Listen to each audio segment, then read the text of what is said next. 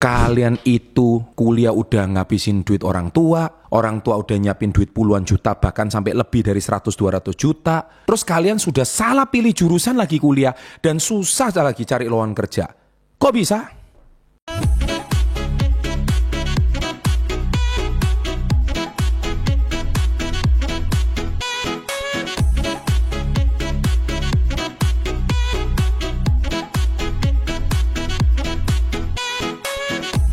Welcome to Success Before 30 Business and Financial Mentoring.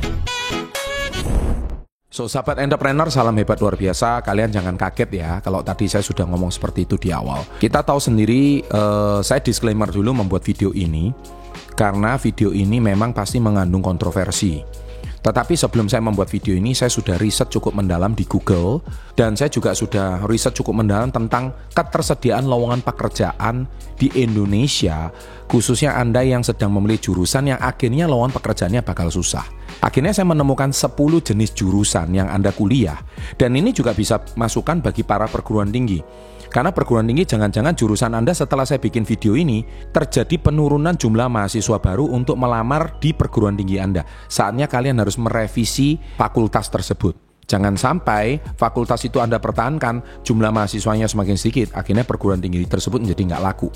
Jadi ini adalah masukan untuk Anda, untuk para mahasiswa baru maupun yang sudah kuliah, serta bagi perguruan tinggi. Jadi saya disclaimer dulu, video ini saya research dari Google, kemudian saya juga dari kajian jobstreet.com, cara mencari lowongan pekerjaan, dan di situ minatnya itu ternyata jumlahnya itu sangat-sangat sedikit sekali. Semua datanya saya akan lampirkan. Di Indonesia, kita tahu sendiri, persaingan dunia kerja itu semakin ketat. Setiap tahun ribuan dari berbagai jurusan mengalir ke pasar tenaga kerja. Sayangnya nggak semua jurusan memiliki kemampuan untuk menyerap jurusan dalam jumlah yang besar.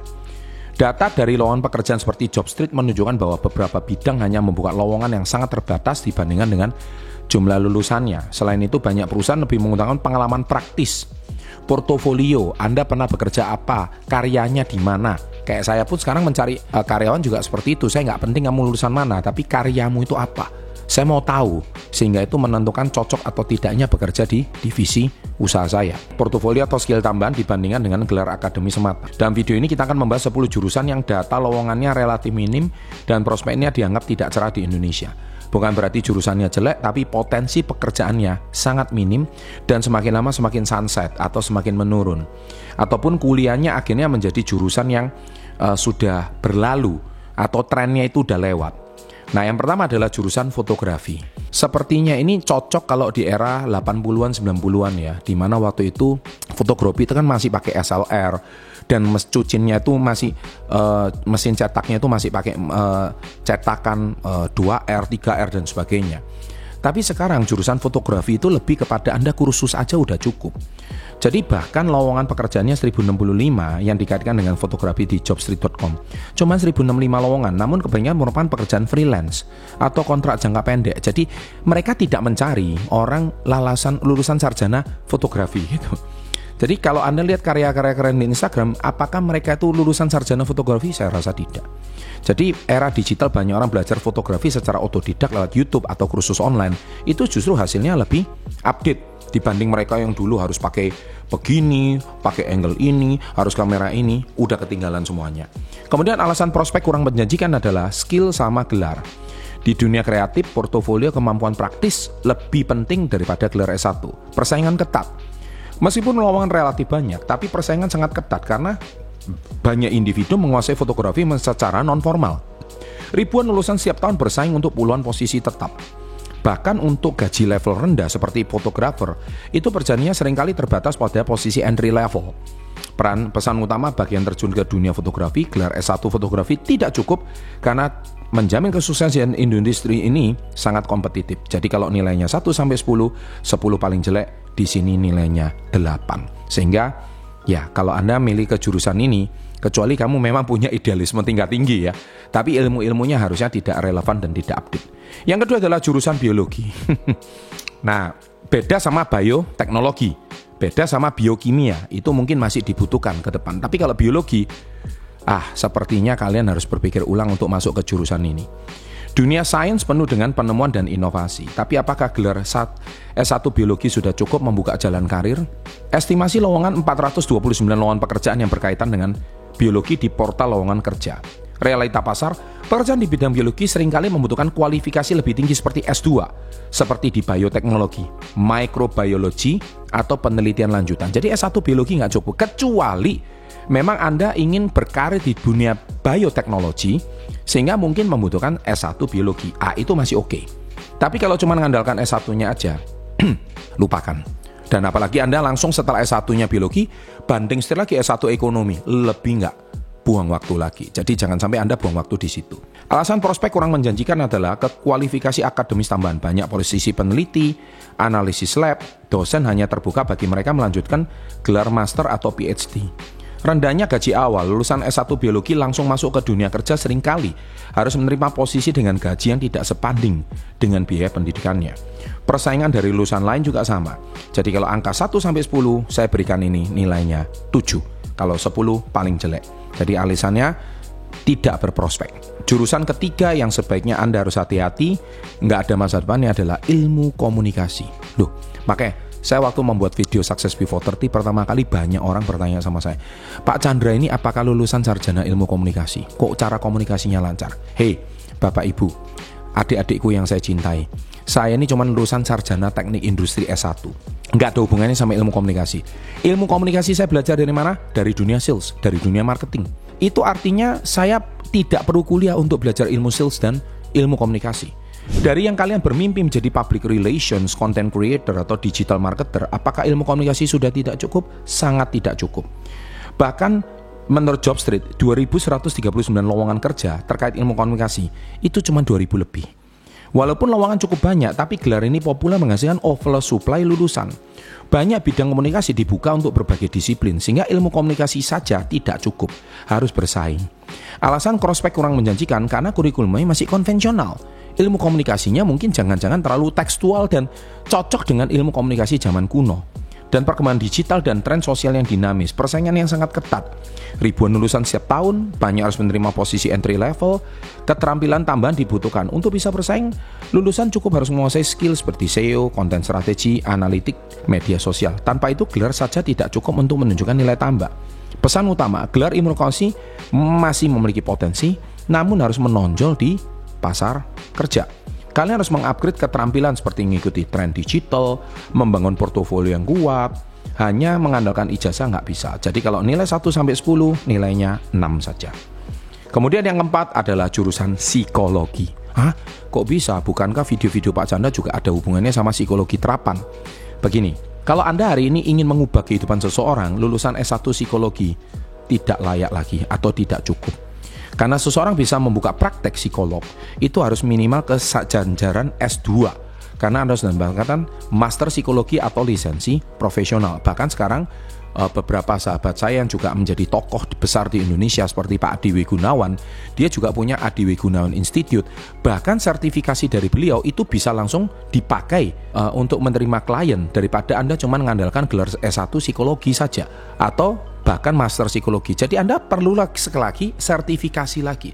Itu yang lebih kepakai di dunia masyarakat dibandingkan dengan Anda cuma mengandalkan gelar S1 psikologi. Nah, prospek kurang menjanjikan sekali lagi karena gelar S1 banyak lulusan psikologi berakhir dengan bekerja di bidang HR aja atau rekrutmen saja sebagai konselor non-klinis. That's it. Jadi itu sangat-sangat rendah menurut saya. Dan akhirnya Anda sangat terhambat untuk pengembangan karir, oversupply dan persaingan. Setiap tahun ribuan lulusan psikologi memasuki pasar tenaga kerja, namun lapangan kerjanya mengisyaratkan keahlian psikologi klinis sangat terbatas. Jadi gaji awal rendah, pekerjaan di HR, HRD, posisi entry level, menawarkan gaji yang tidak sebanding dengan biaya pendidikan S1. Psikologi biayanya bisa ratusan juta loh, bukan cuma puluhan juta lagi loh. Jadi pesan utama saya bagi kalian ingin menjadi psikolog klinis atau profesional bidang ini, harus masuk ke S2, S3 atau bahkan ikut sertifikasi seperti yang sahabat saya tadi katakan. Itu bukan endorsement ya, tapi itu murni sahabat saya. Jadi kalau nilai 1-10, paling jelek nilainya 8. Yang kelima, jurusan sosiologi. Sosiologi atau antropologi ini sudah era lalu lah, udah era 7-80-an lah. Mungkin zaman sekarang sudah ngatsuke. Memahami masyarakat dan budaya, apakah gelar sosiologi atau antropologi bisa menjamin karir stabil dunia kerja? Saya rasa sudah tidak. Pencarian job street hanya cuma 100 lowongan. Lowongan untuk posisi secara eksklusif membutuhkan latar belakang sosiologi atau antropologi sangat jarang. Banyak lulusan diharuskan melamar pada polisi umum yang tidak mensyaratkan keahlian khusus. Jadi alasan prospek kurang menjanjikan adalah pasar tenaga kerja terbatas.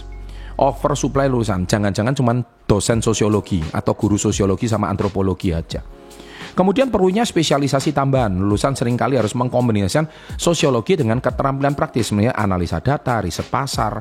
Kemudian jika Anda memiliki jurusan sosiolog atau antropologi, sangat penting untuk skill tambahan membidik posisi seperti NGO, non-government organizations, atau sektor CSR, perusahaan. Tanpa diferensiasi, lulusan jurusan ini akan kesulitan menembus jurusan pasar yang kompetitif. Jadi mending Anda punya kalau Anda memang ingin bekerja di NGO dan sebagainya, sebaiknya Anda memang lebih baik mencari sertifikasi atau Anda lebih baik magang atau di perusahaan-perusahaan NGO. Saya rasa itu akan jauh lebih menjanjikan dibanding Anda cuma seorang sarjana sosiologi. Keenam, seni sejarah. Bagi Anda yang mencintai seni dan budaya, gelar seni sejarah terdengar sangat menggoda. Tapi apakah benar-benar punya nilai jual di dunia kerja Indonesia? Faktanya adalah lowongan pekerjaan ini sangat minim, bahkan hampir nihil. Hanya beberapa posisi kurator atau peneliti seni yang muncul secara sporadis. Realita pasar, lulusan sejarah seni seringkali harus bersaing mendapatkan posisi di museum, galeri, atau institusi kebudayaan yang jumlahnya semakin lama semakin terbatas. Akhirnya harus mengambil pekerjaan di luar bidang seni untuk mendapatkan keahlian tambahan. Alasan prospek kurang menjanjikan adalah niche dan terbatas. Dunia sejarah seni itu jadikan hobi aja, tidak harus Anda menjadi seorang sarjana di dunia tersebut. Institusinya juga terbatas, museum, galeri, pusat seni budaya, hanya ada di kota besar seperti Jakarta, Bandung, dan Jogja. Jadi kesempatan ataupun Bali beberapa. Kesempatan untuk mendapatkan pekerjaan tetap sangatlah terbatas. Dan ketergantungan pada relasi, berhasil di bidang seni sangat bergantung pada jaringan dan relasi. Banyak lulusan sarjana seni harus mengandalkan koneksi pribadi untuk bisa dapat peluang kerja loh. Sulit kan? Dan pesan utama, ini nilainya sangat jelek, nilainya 9. Kalau 10 sangat jelek, ini nilainya 9. Alias hampir jelek sekali dan hampir nggak punya masa depan. Jadi sekali lagi, mohon maaf, Anda yang mencintai seni dan budaya, saya juga punya banyak sekali teman-teman yang mencintai seni dan budaya. Anda kalau cuma benar-benar mau mencari kerja, tidak harus Anda menjadi sarjana seni dan budaya, itu maksud saya. Tapi bukan berarti saya hari ini mengharamkan Anda untuk mencintai seni dan budaya, tidak. Jadi sekali lagi kata-kata saya jangan dipelintir ya. Ini benar-benar untuk tujuannya Anda jadikan itu sebagai hobi. Tapi kalau jadikan itu sebagai mata pencarian, forget it. Yang ketujuh adalah filsafat. Data dan lowongan. Estimasi lowongan berdasarkan jumlah Indeed Indonesia, terdapat 4.000 lowongan yang mencantumkan bahwa termasuk lulusan filsafat. Filsafat ini posisinya manajer media sosial, penulis konten, analisis data, dan sebagainya. Tapi jumlah lowongan ini banyak, tidak ada posisi yang benar-benar spesifik untuk mencapai lulusan filsafat. Kita tahu sendiri, di Indonesia ada yang inisialnya RG, itu kan ahli filsafat. Bahkan mungkin profesor filsafat. Nah, beliau harus kontroversi seperti itu terus di sosial media supaya beliau menjadi didengarkan oleh pasar. Tetapi apakah kalau seperti yang di luar RG itu sangat seterkenal beliau? Tidak, karena nggak banyak yang berani bicara seperti beliau. Alasan prospek kurang menjanjikan adalah minimnya lowongan spesifik. Kemudian posisi di dunia akademik terbatas, persaingan ketat di dunia kerja umum juga sama, kurangnya skill praktis di dunia kerja modern, serta bersaing dengan lulusan jurusan yang lebih spesifik. Jadi filsafat ini sungguh-sungguh tidak punya masa depan. Kecuali Anda memang betul-betul mau mendalami ilmu filsafat, kemudian ambil S2-nya, kemudian ambil magang dengan ahli-ahli tertentu, itu silakan. Sekali lagi, saya bukan mau memadamkan impian Anda menjadi ahli filsafat, ahli seni dan budaya, tapi sekali lagi video ini saya buat tujuannya untuk Anda langsung mau diterima di pekerjaan atau sebagai loker.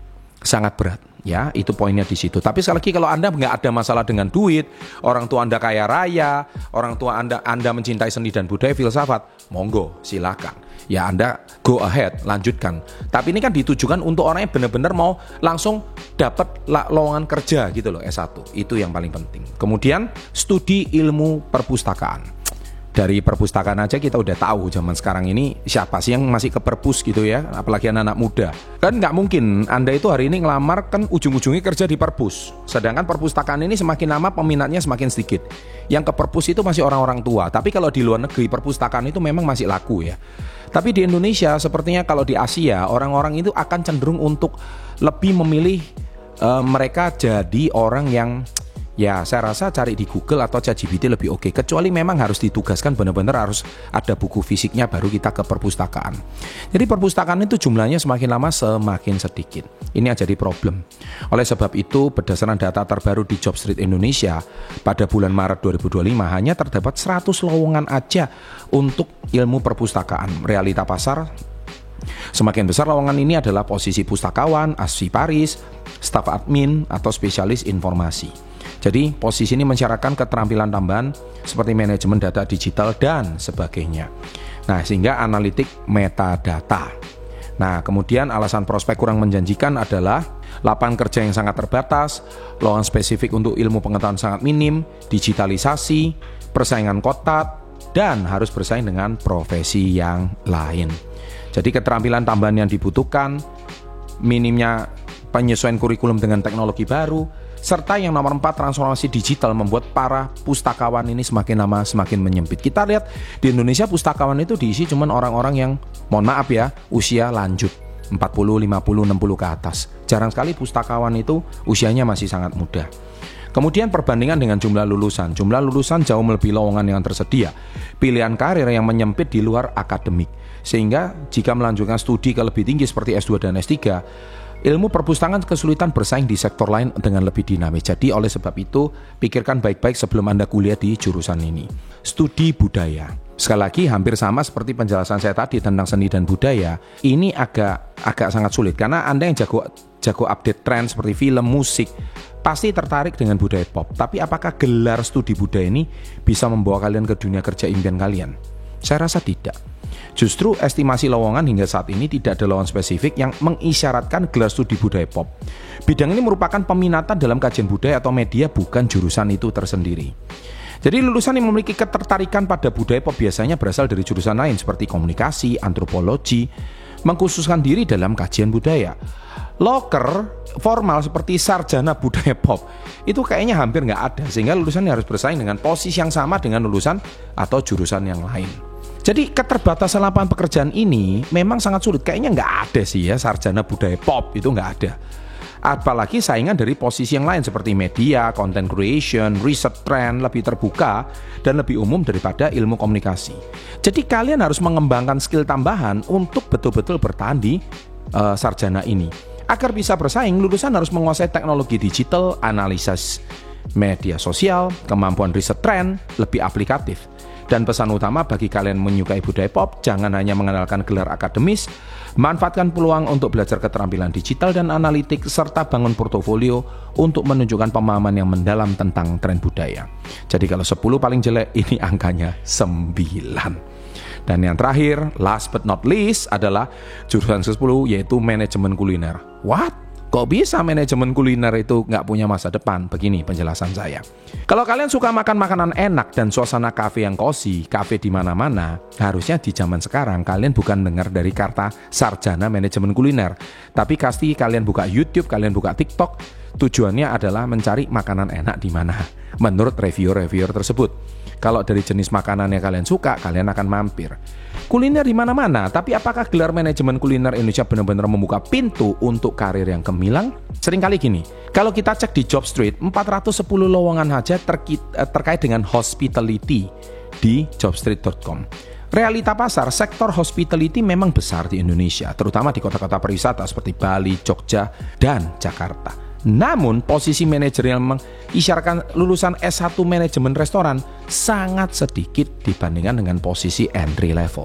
Dan alasan kurang menjanjikannya adalah oversupply lulusan. Tiap tahun banyak perguruan tinggi, vokasi, meluluskan ribuan mahasiswa di bidang pariwisata dan perhotelan, bukan sarjana manajemen kuliner. Banyak dari mereka lebih memilih lebih cepat diterima di posisi magang tanpa harus memiliki gelar S1.